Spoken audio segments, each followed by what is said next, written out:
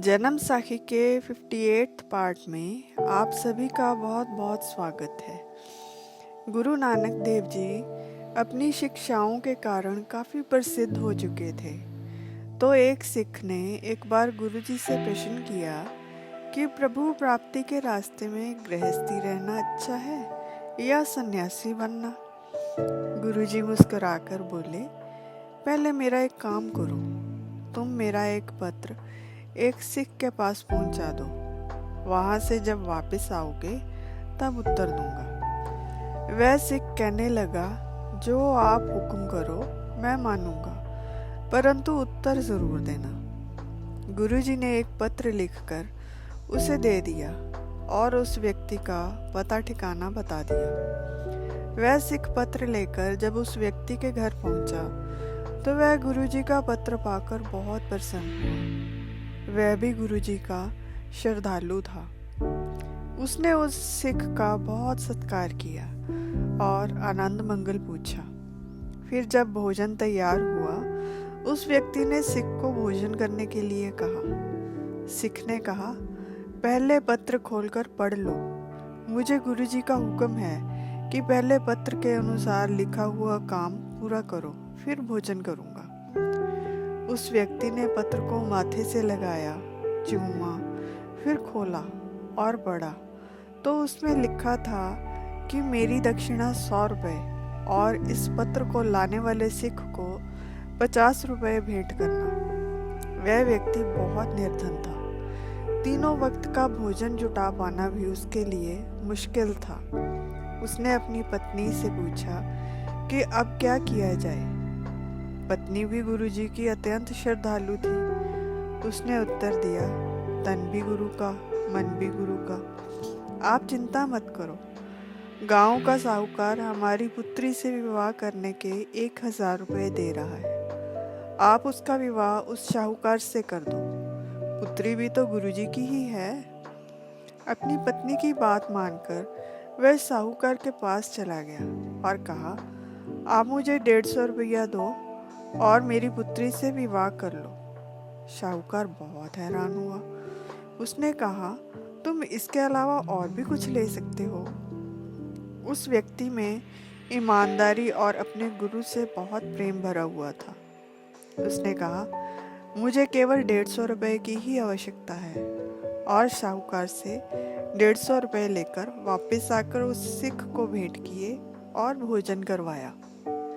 अगले दिन जब वह सिख जाने लगा तो उस व्यक्ति ने उसके पांव छुए और कहा, धन्य है हमारे भाग, जो आपके कारण हमें गुरु नानक देव जी के हुक्म के दर्शन हुए, और धन्य है आप जो 8 पहर उनके पास रहते हो। वह सिख उस व्यक्ति का गुरुजी के प्रति प्रेम देखकर दंग रह गया कि इतनी मुश्किल से रुपए इकट्ठे करने पर भी इसके मन में गुरु के लिए कोई शंका या शिकायत नहीं, बल्कि प्रेम ही है। इसी उधेड़-बुन में वह सिख चल दिया। काफी देर चलने के बाद उसने देखा कि एक वृक्ष की छाया में एक सन्यासी बैठा है। वह भी उसके पास छाया में आराम करने के लिए बैठ गया। कुछ देर बाद वहां एक सौदागर आया। उसने एक भोजन से भरा थाल उस सन्यासी के आगे रखकर नमन किया और ओढ़ने को एक दुशाला भी दिया।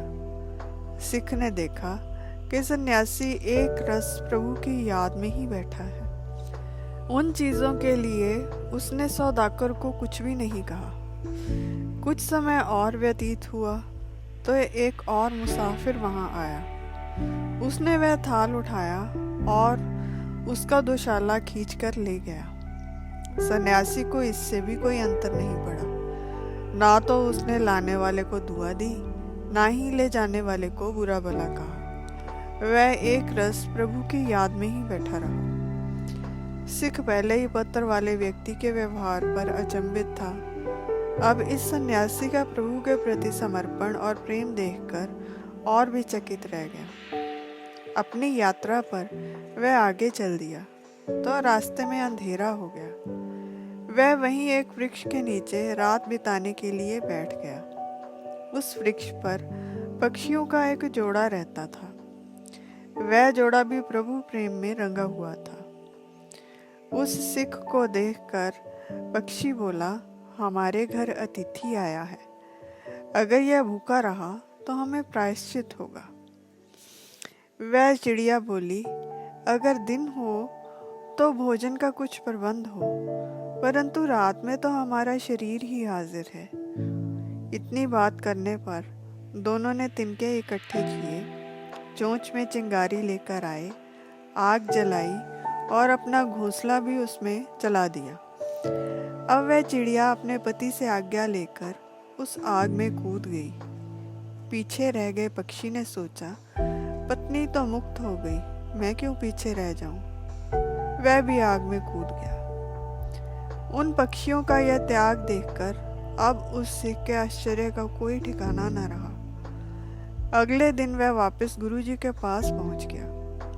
गुरुजी ने पूछा, कहो तुम्हारी संतुष्टि हुई या नहीं। उस सिख ने अपनी असमर्थता जताई और कहा, जो भी मेरे साथ हुआ आप सब जानते हो।